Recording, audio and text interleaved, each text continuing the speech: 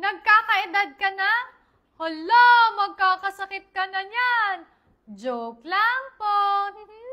Hindi naman ibig sabihin ng tumatanda na ay magkakasakit na kagad.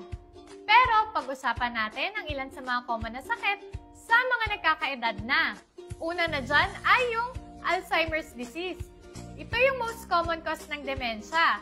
Nagde-degenerate at namamatay yung brain cells dito. Kaya nagkakaroon ng decline sa memory at cognitive function. At syempre, andyan din yung osteoporosis. Ito ay isang kondisyon kung saan unti-unting nangihina yung mga buto natin.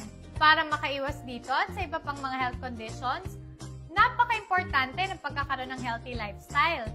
Dapat mag-stay active tayo, kumain ng healthy, mag-maintain ng healthy weight, at uminom ng gatas that can give us 10 essential benefits.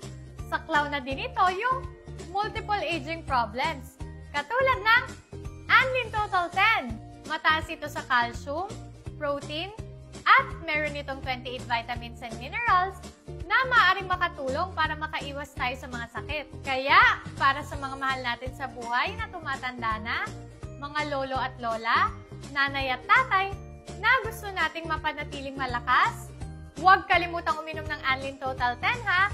Gets ba? Okay, ingat!